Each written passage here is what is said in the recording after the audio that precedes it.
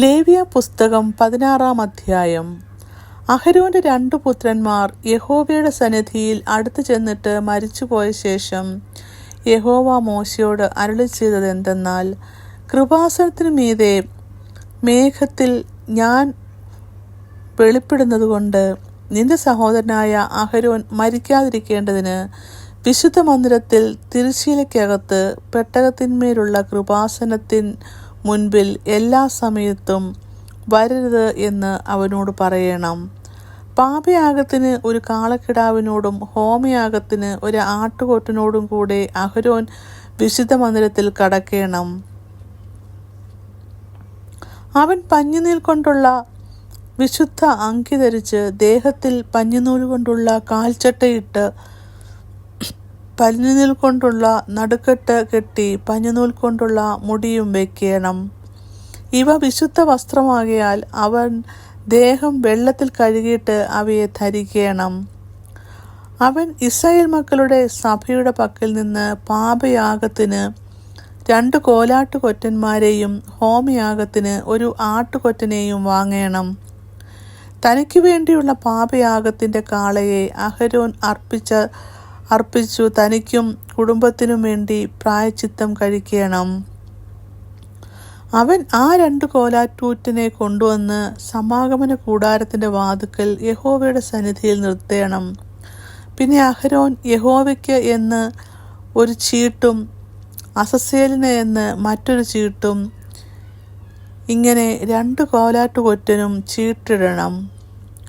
യഹോവയ്ക്കുള്ള ചീട്ട് വീണ കോലാട്ടുകൊറ്റനെ അഹരോൻ കൊണ്ടുവന്ന് പാപയാഗമായി അർപ്പിക്കണം.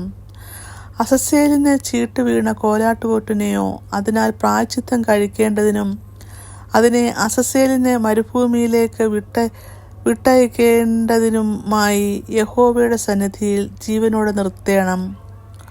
പിന്നെ തനിക്ക് വേണ്ടിയുള്ള പാപയാഗത്തിൻ്റെ കാളയെ അഹരോൻ അർപ്പിച്ച് തനിക്കും കുടുംബത്തിനും വേണ്ടി പ്രായശ്ചിത്തം കഴിച്ച് തനിക്ക് വേണ്ടിയുള്ള പാപയാഗത്തിൻ്റെ കാളയെ അറുക്കണം. അവൻ യഹോവയുടെ സന്നിധിയിൽ യാഗപീഠത്തിന്മേലുള്ള തീക്കനൽ ഒരു കലശത്തിൽ നിറച്ച് സൗരഭ്യമുള്ള ധൂപവർഗചൂർണം കൈനിറയെ എടുത്ത് തിരശ്ശീലയ്ക്കകത്ത് കൊണ്ടുവരണം. താൻ മരിക്കാതിരിക്കേണ്ടതിന് ധൂപത്തിൻ്റെ മേഘം സാക്ഷ്യത്തിന്മേലുള്ള കൃപാസനത്തെ മറപ്പാൻ തക്കവണ്ണം അവൻ യഹോവയുടെ സന്നിധിയിൽ ധൂപവർഗം തീയിലിടണം. അവൻ കാളയുടെ രക്തം കുറെയെടുത്ത് വിരൽ കൊണ്ട് കിഴക്കോട്ട് കൃപാസനത്തിന്മേൽ തളിക്കണം. അവൻ രക്തം കുറെ തൻ്റെ വിരൽ കൊണ്ട് കൃപാസനത്തിന് മുമ്പിലും 7 പ്രാവശ്യം തളിക്കണം.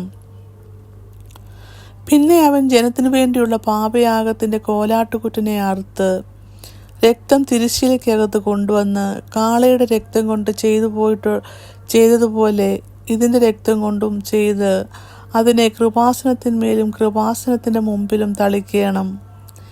ഇസ്രായേൽ മക്കളുടെ അശുദ്ധികൾ നിമിത്തം അവരുടെ സകല പാപമായ ലംഘനങ്ങൾ നിമിത്തവും അവൻ വിശുദ്ധ മന്ദിരത്തിന് പ്രായശ്ചിത്തം കഴിക്കണം. അവരുടെ ഇടയിൽ അവരുടെ അശുദ്ധിയുടെ നടുവിൽ ഇരിക്കുന്ന സമാഗമന കൂടാരത്തിനും അവൻ അങ്ങനെ തന്നെ ചെയ്യണം.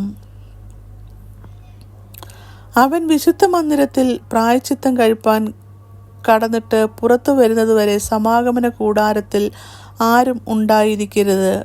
ഇങ്ങനെ അവൻ തനിക്കും കുടുംബത്തിനും ഇസ്രായേലിൻ്റെ സർവ്വസഭയ്ക്കും വേണ്ടി പ്രായശ്ചിത്തം കഴിക്കണം. പിന്നെ അവൻ യഹോവയുടെ സന്നിധിയിലുള്ള യാഗപീഠത്തിങ്കൽ ചെന്ന് അതിനും പ്രായശ്ചിത്തം കഴിക്കണം. കാളയുടെ രക്തവും കോലാട്ടുകുറ്റൻ്റെ രക്തവും കുറേശ്ശെ എടുത്ത് പീഠത്തിൻ്റെ കൊമ്പുകളിൽ ചുറ്റും പുരട്ടണം. അവൻ രക്തം കുറെ വിരൽ കൊണ്ട് 7 പ്രാവശ്യം അതിന്മേൽ തളിച്ച് ഇസ്രായേൽ മക്കളുടെ അശുദ്ധികളെ നീക്കി വെടിപ്പാക്കി ശുദ്ധീകരിക്കണം.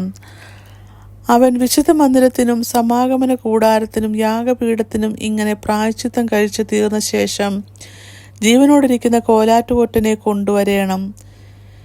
ജീവനോടിരിക്കുന്ന കോലാട്ടുകുറ്റൻ്റെ തലയിൽ അഹരോൻ കൈ 2 വെച്ച് ഇസ്രായേൽ മക്കളുടെ എല്ലാ കുറ്റങ്ങളും സകല പാപങ്ങളുമായ ലംഘനങ്ങളൊക്കെയും ഏറ്റുപറഞ്ഞ് കോലാട്ടുകൊറ്റൻ്റെ തലയിൽ ചുമത്തി നിയമിക്കപ്പെട്ട ഒരാളുടെ കൈവശം അതിനെ മരുഭൂമിയിലേക്ക് അയക്കണം.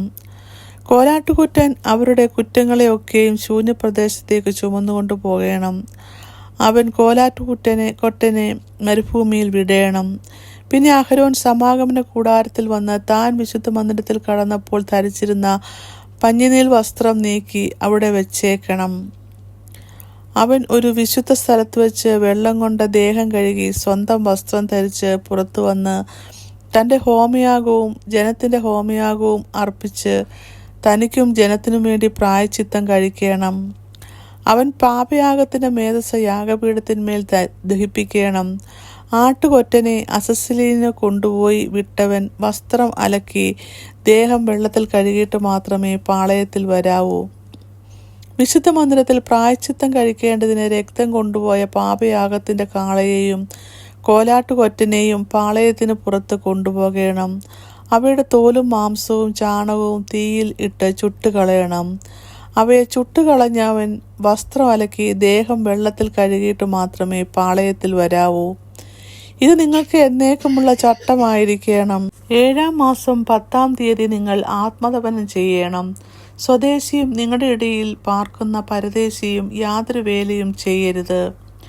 ആ ദിവസത്തിലല്ലോ യഹോവയുടെ സന്നിധിയിൽ നിങ്ങളെ ശുദ്ധീകരിക്കേണ്ടതിന് നിങ്ങൾക്ക് വേണ്ടി പ്രായശ്ചിത്തം കഴിക്കുകയും നിങ്ങളുടെ സകല പാപങ്ങളും നീക്കി നിങ്ങളെ ശുദ്ധീകരിക്കുകയും ചെയ്യുന്നത്. അത് നിങ്ങൾക്കുള്ള വിശുദ്ധ സ്വസ്ഥതയുള്ള ശബത്ത് ആയിരിക്കണം. നിങ്ങൾ ആത്മതപനം ചെയ്യണം. അത് നിങ്ങൾക്ക് എന്നേക്കുമുള്ള ചട്ടമാകുന്നു. അപ്പനു പകരം പുരോഹിത ശുശ്രൂഷ ചെയ്യുവാൻ അഭിഷേകം പ്രാപിക്കുകയും പ്രതിഷ്ഠിക്കപ്പെടുകയും ചെയ്ത പുരോഹിതൻ തന്നെ പ്രായശ്ചിത്തം കഴിക്കണം. അവൻ വിശുദ്ധ വസ്ത്രമായ പഞ്ഞിനൂൽ വസ്ത്രം ധരിച്ച് വിശുദ്ധ മന്ദിരത്തിന് പ്രായശ്ചിത്തം കഴിക്കണം. സമാഗമന കൂടാരത്തിനും യാഗപീഠത്തിനും പ്രായശ്ചിത്തം കഴിക്കണം. പുരോഹിതന്മാരും സഭയിലെ സകല ജനത്തിനും വേണ്ടി പ്രായശ്ചിത്തം കഴിക്കണം. സംവത്സരത്തിൽ ഒരിക്കൽ ഇസ്രായേൽ മക്കൾക്ക് വേണ്ടി അവരുടെ സകല പാപങ്ങൾക്കായിട്ടും പ്രായശ്ചിത്തം കഴിക്കേണ്ടതിന് ഇത് നിങ്ങൾക്ക് എന്നേക്കുമുള്ള ചട്ടമായിരിക്കണം. യഹോവ മോശയോട് കൽപ്പിച്ചതുപോലെ തന്നെ അവൻ ചെയ്തു. ഇങ്ങനെ 16-ാം അധ്യായം അവസാനിക്കുന്നു.